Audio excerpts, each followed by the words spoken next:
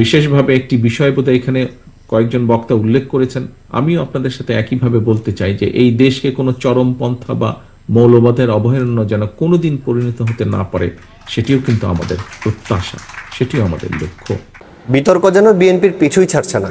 সেই গত বছরের 5ই আগস্ট থেকে নিয়ে এই পর্যন্ত বিএনপির এক এক নেতার বেফাঁস মন্তব্যে গোটা দেশের মানুষ অতিষ্ঠ হয়ে গিয়েছে। এটার শুরুটা হয়েছে কিশোরগঞ্জের বিএনপি নেতা এবং বিএনপির চেয়ারপারসনের উপদেষ্টা ফজলুর রহমানের বক্তব্যের মধ্য দিয়ে।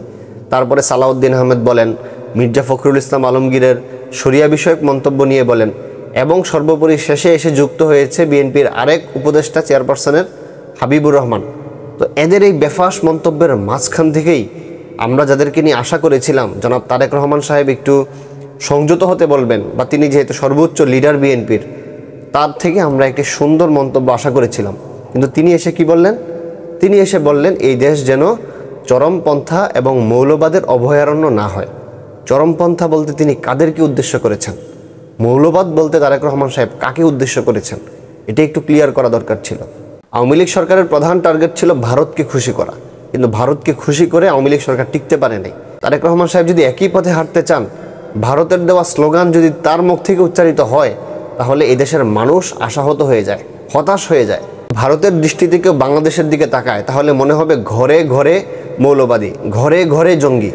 এটা তো একটা ভালো এই জন্য বলছি যে ভারতের মধ্যে আমাদের সম্পর্কে একটা জুজুর ভয় কাজ করে, যে বাংলাদেশের মানুষ মনে হয় আফগানিস্তানের মতো, বাংলাদেশের মানুষ মনে হয় এমন, এদেশের মাদ্রাসাগুলো যেন জঙ্গি বানানোর কারখানা।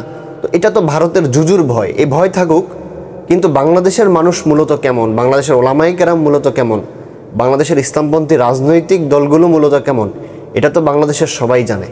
ইভেন বাংলাদেশের আওয়ামী লীগ বলেন, জামাত বলেন, জাতীয় পার্টি বলেন, বিএনপি বলেন, আপনারাও তো জানেন। কিন্তু ভারতকে খুশি করার এই বক্তব্য দিয়ে দেশের মানুষের মনের মধ্যে আঘাত দেওয়ার কি দরকার? আমি মনে করি তারেক রহমান সাহেবের বক্তব্য আরও সুন্দর হওয়া উচিত, এবং এদেশের ইসলাম এবং মুসলমান নিয়ে তার যে বক্তব্য, এগুলোকে সুন্দরভাবে ফুটিয়ে তোলা উচিত। তারেক রহমান সাহেব ইসলামের দুশ্মন নয়, এদেশের মুসলিমদের দুশ্মন তারেক রহমান সাহেব নয়, এটা আমরা বিশ্বাস করি। চরমপন্থা এবং মৌলবাদ এই দুটি শব্দ কাদের শানে ব্যবহার করেছেন? এগুলো কি মুসলিমদের শানে, এদেশের ইসলামপন্থীদের শানে ব্যবহার করেছেন? ইসলামে চরমপন্থা বলতে কিছুই নেই। আমি মনে করি এ ধরনের বেফাঁস মন্তব্যগুলো এদেশের 95% মুসলিমের হৃদয়ে চরমভাবে আঘাত করে।